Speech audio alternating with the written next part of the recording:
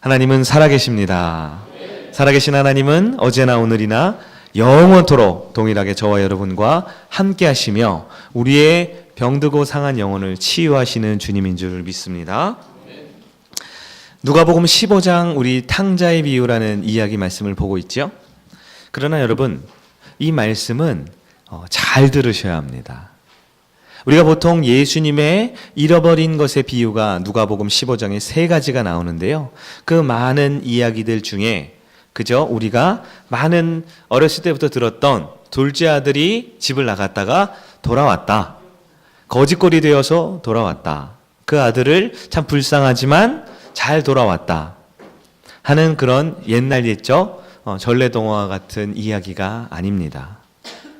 오늘 주신 말씀 가운데는 하나님의 심정과 하나님의 속성, 하나님의 놀라운 일하심의 방법이 가득 들어있는 우리를 치료하고자 하는 아버지 하나님의 마음인 줄 믿습니다. 이 말씀을 통하여 나를 향한 주님의 그 치유의 음성을 듣고 아멘하며 은혜로 나아가는 여러분 되기를 간절히 소망합니다. 여러분, 터치라는 표현을 아시죠? 터치하다. 이게 영어인데요. 영어를 말씀드려 너무 죄송하지만 우리가 터치는 뭔가를 만지다, 이렇게 터치하다 이런 표현이죠. 이 세상에 있는 모든 인간들은 마음을 가지고 있고 영혼을 가지고 있는 인간들은 다 터치를 원하고 있습니다. 제가 청년 시절에 이 고아원으로 봉사활동을 종종 간 적이 있어요. 고아원에 가면 너무나 예쁘고 너무나 귀여운 그 아이들이, 어린아이들이 굉장히 많이 있잖아요. 그런데 난생 처음 보는 그 20대의 그 이렇게 별로 이렇게 살가워 보이지 않은 남자임에도 불구하고요. 그 고아원에 방문해 보면 그 아이들이 그렇게 달려들어서 하는 말은 딱 한 가지입니다. 과자를 사주세요, 사탕을 주세요가 아니에요. 그 아이들은요, 10번을 가든 20번을 가든 동일한 걸 항상 갈구하고 원해요. 무엇인 줄 아세요? 안아주기를 원합니다. 잠시 안아줘서 다른 아이들 안기 위해 내려주면요, 그 아이들 고아원에 있는 그 친구들은 굉장히 이 훈육을 많이 받고 교육을 받기 때문에 이 질서를 지키지 않으면 혼나거든요. 근데 줄을 서 있어요. 쭉 줄을 서 있습니다. 왜 줄을 서 있어요? 한 번 더 안아주기를 바라는 마음이죠.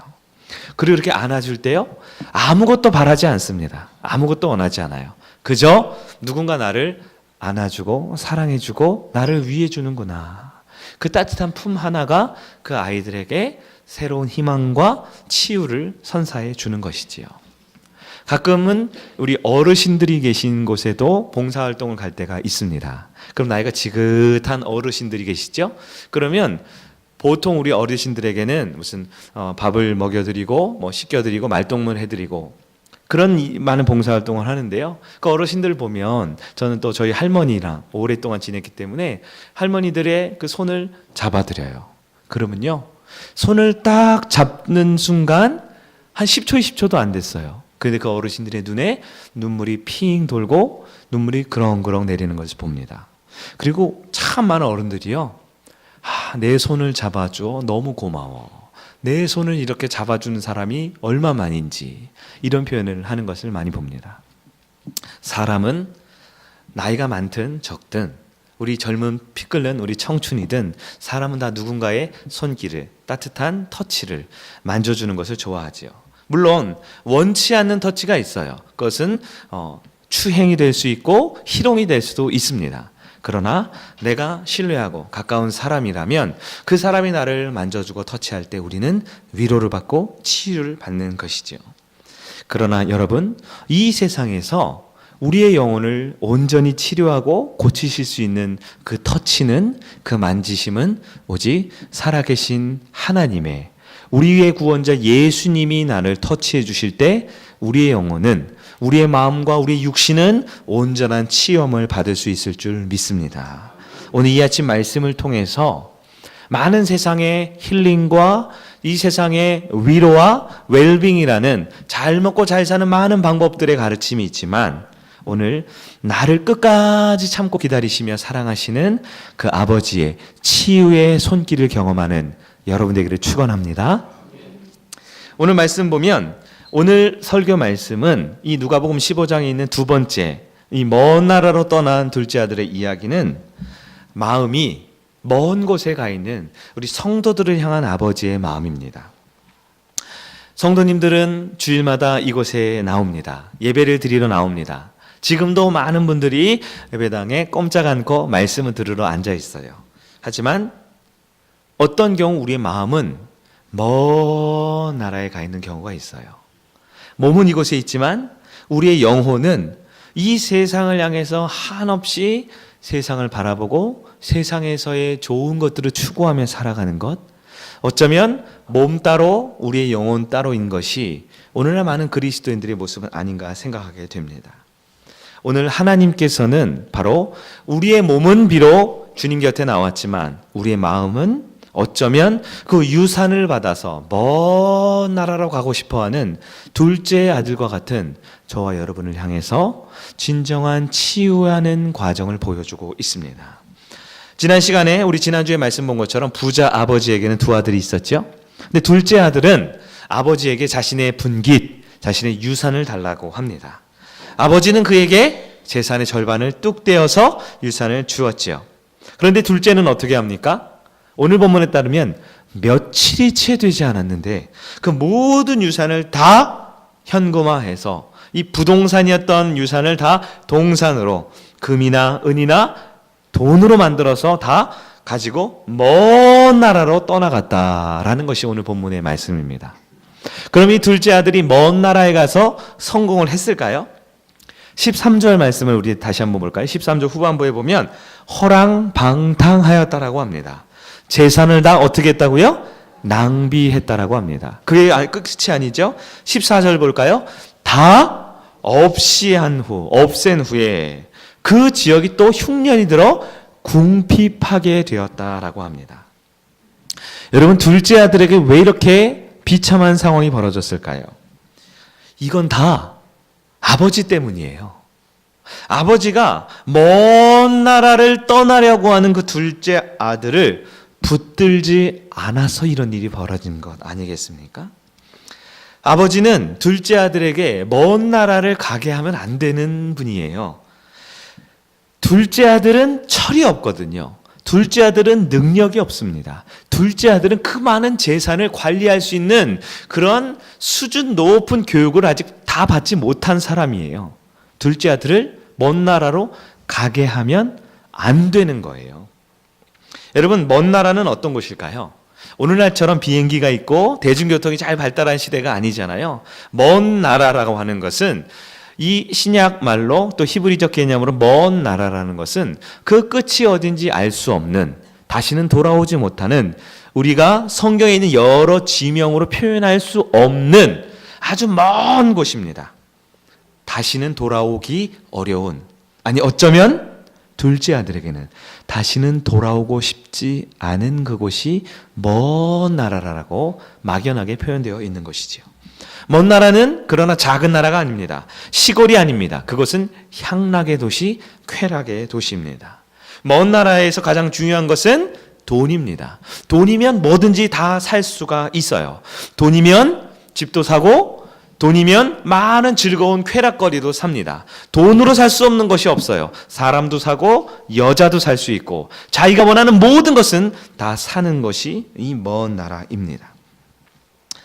유산만 바라보고, 아버지가 나에게 줄 그 유산만 바라보고 살았던 둘째는 이제 내가 가진 그 돈으로 쾌락과 행복을 추구하며 내 인생 정말 즐겁게 살아야겠다, 이 생각만 가지고 먼 나라를 가려고 하는 거예요.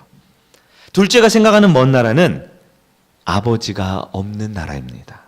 그 먼 나라는 아버지가 더 이상 나를 이래라 저래라 관여하지 못하는 나라입니다. 아버지가 쉽사리 찾아올 수 없는 나라입니다. 성경에는 허랑방탕이라고 기록되어 있죠. 그러나 그것은 성경의 개념이죠. 둘째 아들에게는 허랑방탕이란 없어요. 그 나름대로 열심히 살려고 했습니다. 그 나름대로는 최선을 다해서 살려고 했어요. 자유롭고 싶었고 행복하고 싶었습니다. 둘째 아들이 보기에 아버지는 바보예요. 평생 일만 했죠. 평생이 가문을 위해 살았죠. 즐거움도 모릅니다. 쾌락도 모릅니다. 그저 바보같이 아들만 보고 살아가는 사람이에요. 근데 둘째 아들은 결심하지요. 난 아버지처럼 살기 싫어. 아버지처럼 내 인생 낭비하기 싫어. 재산만 많으면 뭐해? 저 시골에서 농사 짓고 목축업만 하면 뭐해? 나는 이제 이 재산을 가지고 신속하게 즐거운 내가 꿈꾸는 멋진 유토피아를 향해 갈 거야. 아버지가 통제하지 않는, 간섭하지 않는 내 마음대로 살고 싶은 그 먼 나라로 떠나고 싶은 것이 둘째 아들입니다. 그 아들이 상속을 원했던 것도, 유산을 받기 원했던 것도 사실 자신도 모르는 그 내면에 있는 그 자유를 원했던 거예요. 먼 나라에 얼른 가서 자유롭고 싶다. 내 마음대로 살고 싶다. 13절에 따르면, 오늘 보면 13절에 따르면 유산을 받은 지 채 몇 날이 못 돼요. 며칠이 안 됐는데요. 그 수많은 재산을 다 팔아치운 거예요. 여러분 생각해 보세요. 유산, 그 많은 유산을 팔려면 여러분 좋은 값을 주고 팔 수 없습니다. 지난 시간에도 우리가 집을 금매로 내놓는 얘기를 잠깐 드렸잖아요. 물건을 팔 때 급하게 며칠이 못 돼요. 그 많은 재산을 팔려면요, 헐값에 팔아야 돼요. 그냥 되는 대로, 돈 받는 대로 그냥 받고 마는 것입니다. 아버지에게는 그 유산이, 그 재산을 모으기 위해 일평생 최선을 다했지만 아들에게는 빨리 떠나고 싶은 마음에, 빨리 먼 나라로 가고 싶어서 빨리 내 마음대로 살고 싶은 그 마음 때문에 제값을 못 받아도 상관없어요. 그저 두둑한 이 여비만 있으면 되었던 것이지요. 아버지는 둘째 아들에게 먼 나라로 가게 해서는 안 되는 겁니다. 먼 나라로 보내면 망할 거 뻔히 보여요. 이 아들이 어떤 아들인지 뻔히 보이는데 먼 나라로 가게 한다? 안 됩니다. 마냥 가도 조건을 붙여야 되는 거 아니에요? 조건을 붙여서 네가 내 말을 잘 들으면, 한 3년 잘 교육받으면 가서 편지도 잘 쓰고 구정 명절 때 되면 항상 집에 돌아온다라는 조건을 붙여줘야 돼요. 그리고 이왕이면 가까운 곳에 보내야죠. 가까운 나라? 아니, 나라도 아니에요. 이 나라 안에 있는 가까운 곳에, 내가 볼 수 있는 곳에, 간섭하고 통제할 수 있는 곳에 보내야 하는 것 아닙니까? 준비를 철저히 시켜서 돈을 버는 법, 사기당하지 않는 법, 세상에서 낭비하지 않는 법, 이런 여러 가지 기준들을 가르쳐줘야 하는 것 아닙니까? 둘째 아들은 오직 아버지가 보이지 않는 먼 나라만 보고 있기 때문에 이 모든 것들이 들리지 않아요. 중요하지 않아요. 사랑하는 여러분, 만약에 여러분이 아버지라면 어떻게 하시겠습니까? 이 둘째 아들을 먼 나라로 가도록 놔두시겠습니까? 붙잡지 않고 놔두시겠습니까? 우리 같으면 유산도 안 줄 거예요. 우리 같으면 준다 하더라도 최대한 천천히, 최대한 인간을 만들어 보려고 여러 가지 교육도 시키고 여러 가지 방법을 들 겁니다. 만약에 말을 듣지 않으면 다리 몽둥이를 분질러서라도, 머리를 빡빡 깎거나 눈썹을 밀어서라도 내 말을 듣게 한 다음에야 유산을 주거나 나라를, 먼 나라로 가도록 만들지 않을까요? 그러나 여러분, 인간은 아무리 내 배 아파 낳은 자식이지만 내 자식을 완전히 치유할 수 없습니다. 인간은 한 영혼을 살리고 한 영혼을 회복시키는 것, 그것은 우리에게 불가능한 영역입니다. 내 한 사람의 영적인 목숨도 온전히 부지하지 못하는 이 연약한 인생이 어떻게 자녀들을, 어떻게 아들들을 내 마음대로 훌륭한 사람으로, 내 마음대로 치유할 수 있단 말입니까? 그러나 하나님의 생각은 인간의 생각과 다릅니다. 하나님의 계획은 인간의 계획과 완전히 다릅니다.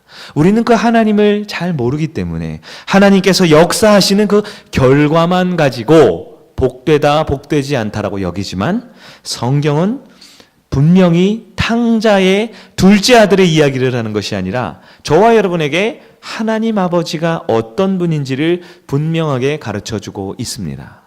그러나 그 하나님은 내 생각과 분명 달라요. 내 계획과 내 상식과 너무나 다른 분입니다. 어떻게 합니까? 아버지는 둘째 아들을 먼 나라로 보내고 있는 것입니다.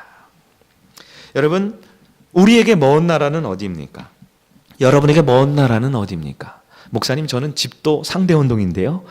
이런 분이 있을 수 있죠. 그러나 우리 육신의 어떠함과 관계없이 우리의 마음은 비록 이 자리에 있지만, 예배를 드리지만 먼 나라, 돈이면 성공할 수 있는 나라, 더 건강히, 더 잘 먹고, 더 넓은 평수에, 더 남들에게 인정받는 그 세상적인 관심과 기대와 가치관으로 가득 차 있는 그 먼 나라를 동경하고 있는 마음이 있지 않습니까?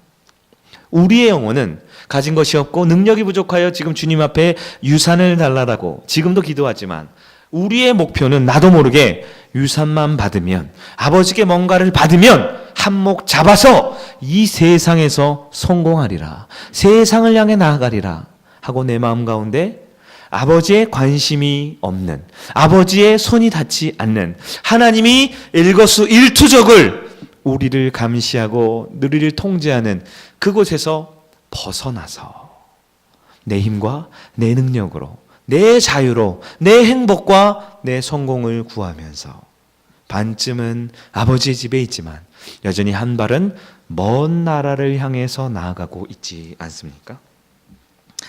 둘째 아들은 오직 아버지가 없는 먼 나라를 바라보고 있습니다. 그런 아버지는 그의 손에 잡힌 유산을 보는 게 아닙니다. 아버지는 먼 나라가 어디 있는지에 관심이 없습니다.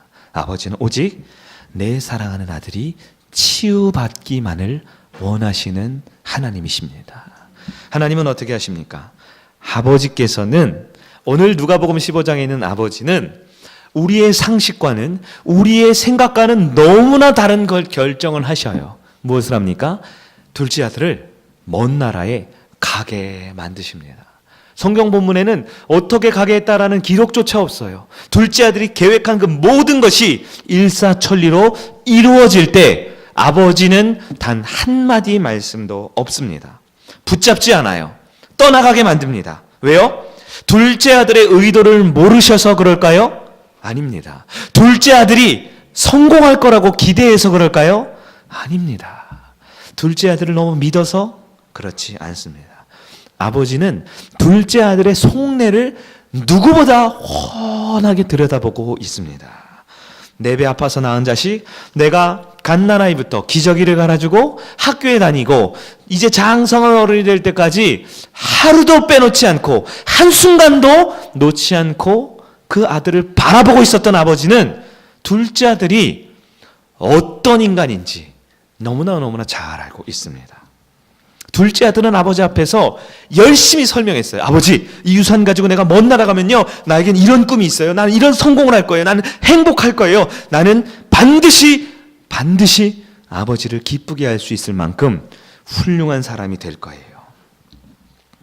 아버지 앞에서 이런 말을 쏟아내고 있지만 아버지는 이 둘째 아들의 영혼이 병들어 있는 것을 잘 알고 있습니다. 육신은 살아있지만 그의 마음은, 그의 영혼은 온통 그 쾌락과 유혹이 넘치는 먼 나라를 바라보고 있는 그 둘째 아들의 모습을 누구보다 훤히 잘 알고 있습니다. 그러나 아버지의 마음은 둘째 아들을 치유해주고 싶으십니다. 그래서 자신의 평생 모은 유산을 다 내어주더라도 둘째 아들이 먼 나라에 떠나도록 만드시는 거예요. 왜요? 재산을 다 팔아치워도, 그 재산을 다 호랑방탕 낭비하더라도 둘째 아들이 치유될 수만 있다라면, 그 둘째 아들에게 진짜 아버지에게 돌아올 수 있는 영적인 치유가 된다라면 아버지에게는 그 어떤 1억 천금의 돈도 필요하지 않습니다. 아버지에게는 평생을 일궈온 유산 다 없어져도 아무 상관이 없어요. 왜냐하면 아버지의 마음엔 오직 둘째 아들밖에 없기 때문입니다. 하나님은 먼 나라에 가서 그가 가졌던 모든 돈을 다 잃어버릴 때 아버지께로 돌아온다라는 사실을 잘 알고 있었습니다. 겉으로는 둘째 아들이 멀쩡해 보이지만 그의 영혼은 병들었고 그의 마음은 거의 다 죽어가 있는 그 죽은 아들을 집안에 둘 수가 없습니다. 둘째 아들이 먼 나라를 원한다면 그곳에 갈 수 있도록 길을 열어주는 것입니다. 왜요? 모든 것 다 잃어도 그 아들만큼은 다시 치유하여 살리고 싶었기 때문입니다. 먼 나라는 하나님을 모릅니다. 먼 나라는 둘째 아들이 누구의 아들인지 몰라요. 먼 나라의 관심은 오직 그가 가진 돈에 있습니다. 먼 나라의 관심은 오직 그가 가진 그 물질만 빼앗는 데 혈안이 있습니다.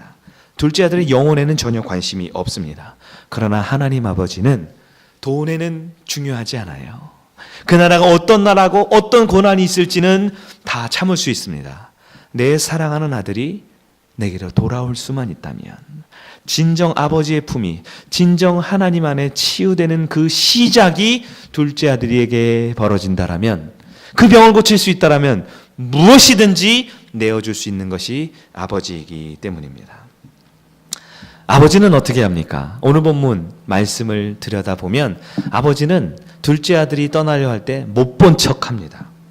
붙잡지 않습니다. 말리지 않습니다. 막지 않고 떠나가라는 그 둘째 아들에게 끝까지 말조차 붙이지 않습니다. 왜요?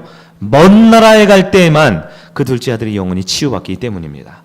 아버지의 모습을 보면 오히려 도와주는 것 같아요.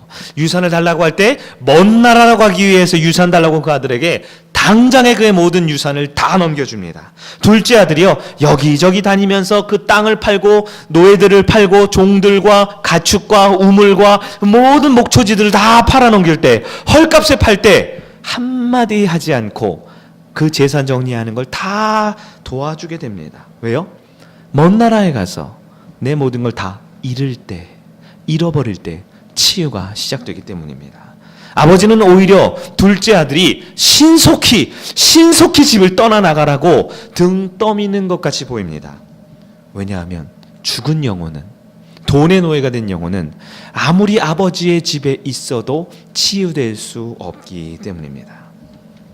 여러분, 중독된 사람을 본 적 있으세요? 혹은 내가 한번 중독이 된 적 있습니까?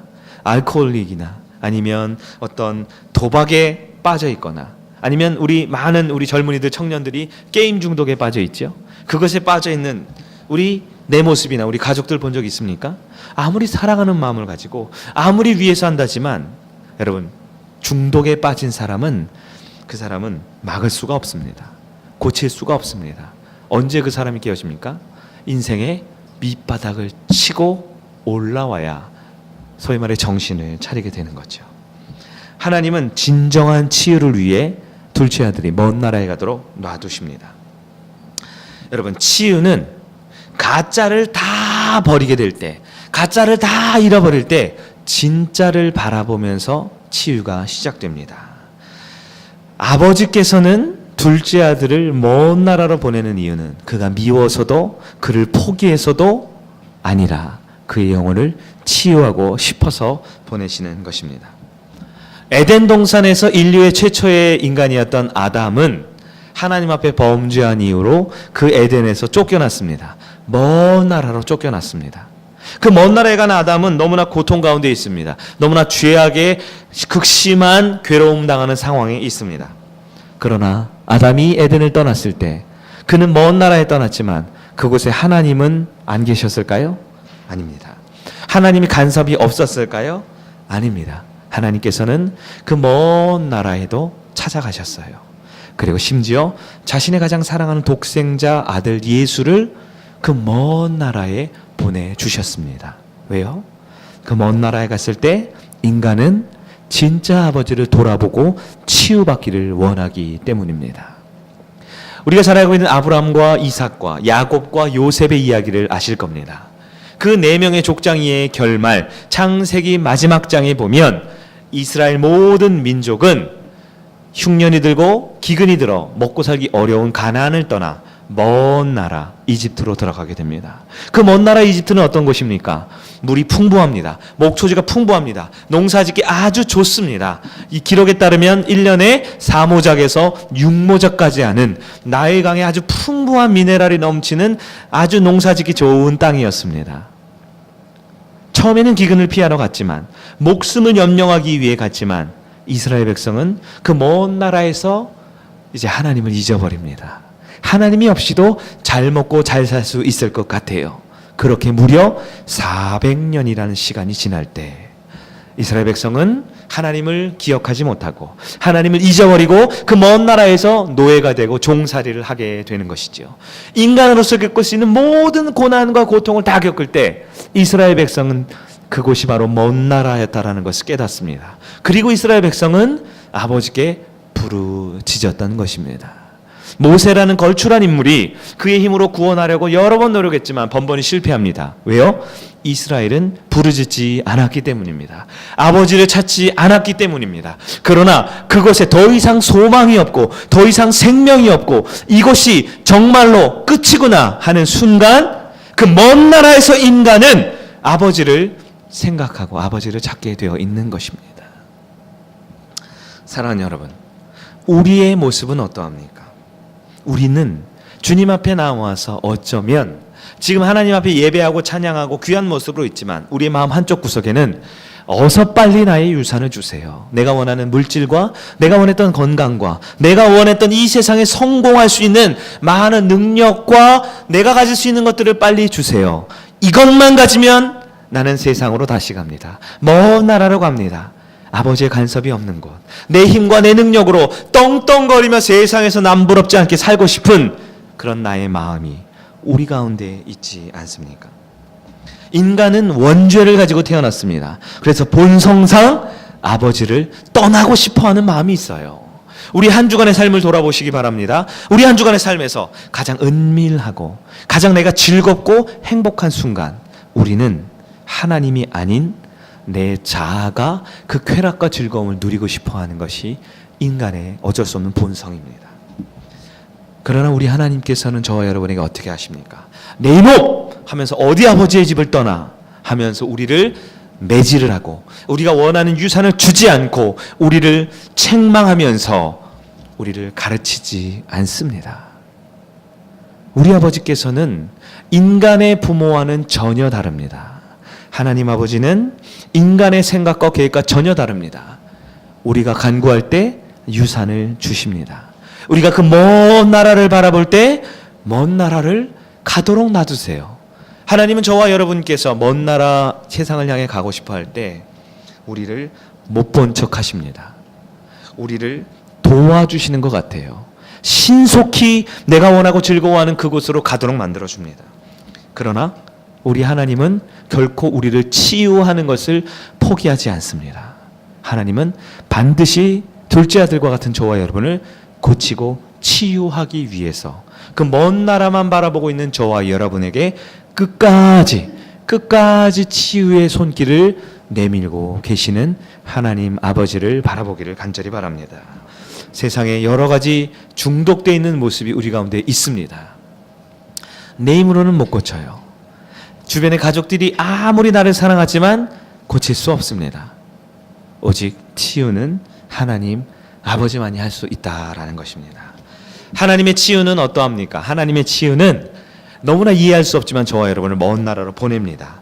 먼 나라에서 내가 가지고 내가 소망하고 내가 꿈꾸던 그 모든 것이 헛되고 헛된 것임을 깨닫고 다 잃어버릴 때 바로 그때 진짜 치유를 시작하시는 것입니다. 치유는 집안에서 되지 않습니다. 치유는 먼 나라로 떠나가서 다 잃어버릴 때 치유가 시작됩니다. 여러분, 병든 자를 치유하기 위해서는 유산이 필요합니다. 죽은 자를 치유하기 위해서는 먼 나라가 필요합니다. 치유를 준비하는 것은 지난 시간에 살펴보았던 유산이었습니다. 그러나 치유가 시작되는 것은 먼 나라입니다. 먼 나라는 죽음의 나라입니까? 아니요. 먼 나라는 치유의 나라였습니다. 세상의 소망과 기대를 그것에서 다 잃어버릴 때 하나님은 우리의 병든 마음과 죽어가는 영혼을 새롭게 살리시고 아버지를 바라보게 하시는 겁니다. 하나님의 치유는 우리가 먼 나라로 가려 할 때 말리지 않습니다. 못 본 척하고 놔두실 때가 있습니다. 그러나 그것은 우리를 버리거나 포기한 것이 아니라 아버지를 다시 보게 하는 하나님의 치유의 은혜임을 기억하는 여러분 되기를 바랍니다. 하나님은 결코 그 치유를 실패하지 않습니다. 하나님은 내 사랑하는 둘째 아들을 결코 놓치지 않습니다. 둘째 아들이 느끼기에 이번에 받는 고난은 다 재산을 잃어버린 후에 받는 고통은 너무나 극심하지만 아버지는 결코 그 영혼을 다시 살리실 수 있는 사랑의 하나님이십니다. 둘째 아들은 먼 나라 가서 허랑방탕했습니다. 물론 자기 기준에는 나름 최선을 다하고 열심히 산다고 했어요. 그러나 그 모든 것을 다 잃어버릴 때, 건강과 물질과 세상의 많은 것들 다 잃어버릴 때 드디어 자기 자신을 들여다보기 시작합니다. 치유가 시작되는 시간이 된 것입니다. 재산을 다 탕진한 것, 여러분 세상에서는 둘째 아들이 가진 재산을 다 탕진한 거 저주라고 봅니다. 그것은 결코 복되지 못한 망한 것이라고 말합니다. 그러나 돈에 대한 환상이 다 깨어질 때, 먼 나라를 동경하고 바라보던 그 모든 것이 산산조각 날 때, 먼 나라에서 절망할 때 영혼은 치유되기 시작합니다. 내가 가진 것을 다 잃어버렸을 때, 이제 하늘 아래에 가진 것이 아무것도 없는 그 둘째 아들은 드디어 하늘을 쳐다보기 시작합니다. 하늘 아래 나밖에 없는 것을 볼 때 나의 내면을 들여다보기 시작합니다. 여러분, 둘째 아들은 사실 그동안 한 번도 자기 자신을 본 적이 없었어요. 껍데기를 치중했고 남들이 보는 내 모습만 보았지만 이제는 정말 나의 내면을 들여다보기 시작합니다. 그리고 그제서야 아버지를 그리워하기 시작합니다. 아버지의 품을 다시 기억해내기 시작합니다. 물론 아직 아버지께 돌아갈 용기는 없어요. 하지만 그리움이 시작될 때, 즉 가짜를 다 잃어버릴 때 진짜가 생각나기 시작하는 것입니다. 사랑하는 여러분, 둘째 아들은 먼 나라에 가서 다 잃었지만 진짜 치유되는 복받는 시작이 되었음을 기억하기를 바랍니다. 여러분, 혹시 세상에서 뭔가를 잃어버리셨습니까? 잃지 않기를 원하고 성공하고 싶은 것이 인간이지만요, 여러분 역사를 들여다보면요, 아니요 당장 지금 돌아가는 세상만 보더라도요, 아니요 여러분의 집안과 형편만 보더라도요, 모든 인간은 다 잃어버리는 존재입니다. 그렇게 혈기왕성했던 건강도 다 약해지고 잃어버립니다. 내가 가진 그 많은 재물과 많은 것 추구했지만 결국 다 남들에게 줘버려야 하고 잃어버리는 세상입니다. 그토록 명예를, 권력을 꿈꿨습니까? 이 나라에서 그렇게 힘세고 이 나라에서 그렇게 최고의 자리에 올랐던 그 사람들의 역사를 보세요. 여러분, 이 대한민국을 비판하는 게 아닙니다. 인류 역사상 그 어느 정권도 5년, 10년, 30년 지속될 수 있는 정권은 없습니다. 그리고 정권이 바뀌고 권력자가 바뀌고 리더가 바뀔 때 항상 그 과거는 더럽고 추악하고 수치스러웠다라고 그 과거는 욕을 먹게 되어 있습니다. 모든 인간은 잃어버리는 존재인 것이죠. 그러나 여러분, 이 세상에서 돈을 잃었습니까? 사업이 망했습니까? 건강이 주저앉았습니까? 그러나 여러분, 하나님 안에서 잃어버린 것은 결코 저주가 아닙니다. 하나님 안에서 먼 나라에 가서 잃어버리는 것은 하나님의 치유와 축복의 시작임을 바라볼 수 있는 믿음의 눈을 갖기를 간절히 바랍니다. 저는 먼 나라를 동경하는 사람이었어요. 저는 부교육자 생활을 굉장히 오래 했습니다. 몇 번 제가 간증을 했지만 전에 있었던 교회에 8년을 있었어요. 8년을. 온갖 일은 다 해보았습니다. 한 가지 일을 한 곳에서 오래 있으면 지치고 매너리즘에 빠지잖아요. 그 교회에서 8년 있었지만 그 전에선 10년 있었어요. 오랜 부교육자 생활을 했습니다. 그러면서 마음속에 떠나고 싶다라는 생각밖에 없을 때가 있었어요. 내 계획이면 이거보다 더 잘할 것 같은데, 내 생각으로 하면 이거보다 더 훌륭할 것 같은데, 아니 왜 이렇게 부조리가 많고 왜 이렇게 건전하지 못해? 나는 더 잘할 수 있을 것 같은데, 훌륭한 목회를 할 수 있을 것 같은데. 그래서 정말 혼자서 남들 눈치 보지 않고 잘 할 수 있는 그런 기회를 달라고, 그럴 만한 힘과 능력의 유산을 달라고 매일매일 구했던 것 같아요. 그래서 비교적 여러 큰 교회들을 다니면서 이런저런 경험할 수 있게 되면서, 이 정도면 되었나? 여러 사람들을 만나고 그 사람들과 함께 사역하면서 이 정도면 되었나? 이런 생각을 하게 되었습니다. 저도 모르게 새로운 곳에 가고 싶다. 새로운 사역을 하고 싶다. 새로운 사람들을 섬기고 싶다. 그래서 하나님께서는 새로운 곳에 가게 해주셨어요. 난생 처음 성남이라는 데도 와봤고요, 상대원동이라는 데도 와봤고요, 새로운 분들을 만나게 되었습니다. 그리고 저는 이런 생각했어요. 나같이 훌륭한 사람은 전도하면 매주 한 10명, 20명은 올 거야. 설교만 하면 그냥 막 다 뒤집어져서 의자마다 휴지가 막 그 눈물에 젖은 휴지가 넘칠 거야. 그렇게 되면 교회는 양육을 하고 말씀을 전할 때마다 놀라운 기적이 벌어질 거야. 이런 생각에 꿈에 젖었지요. 하지만 이곳에서 제가 있은 지 이제 숫자를 안 셌는데요. 벌써 수개월이 지났습니다. 거의 1년이 다 돼가고 있어요. 그러나 지내면서 제 마음에 드는 것은 너무나 초라한 생각이 자꾸 듭니다. 나 같은 사람이 왜 이곳에 왔을까? 하나님께서 참 이상하다는 생각이 들어요. 가끔 우리 하나님을 생각할 때마다 새벽에 혼자 텅 빈 이 예배당에서 하나님이 너무 원망스러울 때가 있습니다. 아니, 나같이 부족한 자를 왜? 나같이 연약한 자를 왜? 성도들에게 아무것도 줄 수 없는데, 뭔가 베풀 수 있는 게 아닌데 왜 나를 이곳에 보내셨을까? 차라리 전에 있었던 여러 교회들은 비교적 오래 있었기 때문에 안정적이에요.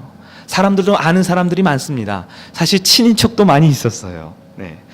어쩌면 목사님들마다 저를 아들처럼 생각해 주셨던 목사님들이셨어요. 아버지 같은 곳입니다. 거기서는 작은 실수에도, 아니 큰 실수에도 다 덮어주고 다 품어줬습니다.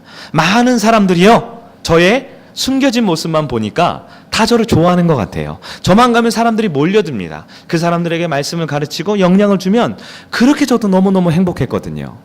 그런데 먼 나라를 가고 싶어서, 새로운 곳을 가고 싶어서 그렇게 꿈꿨던 제 모습은 막상 그곳에 가보니까요, 너무너무 신속히 제가 가진 모든 것이 탕진되는 것 같아요.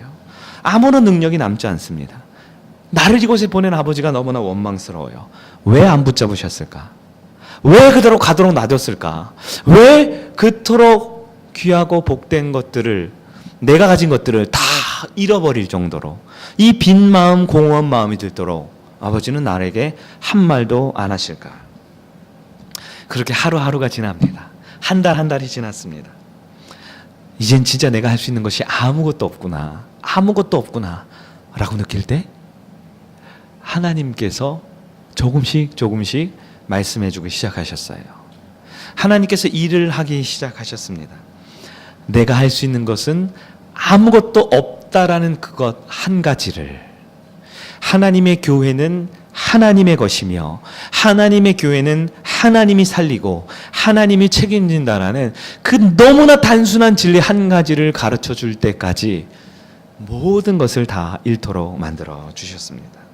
그리고 이제 내가 할 수 있는 것은 없다라고 고백하기 시작할 때 하나님께서는 한 명 한 명, 한 사람 한 사람에게 말씀을 해주기 시작하시는 것을 보게 되었습니다. 먼 나라, 그러나 그곳에는 진짜 하나님이 계셨습니다. 먼 나라에서 내가 아무것도 못할 때 하나님을 간절히 찾는 그 마음을 주셨습니다.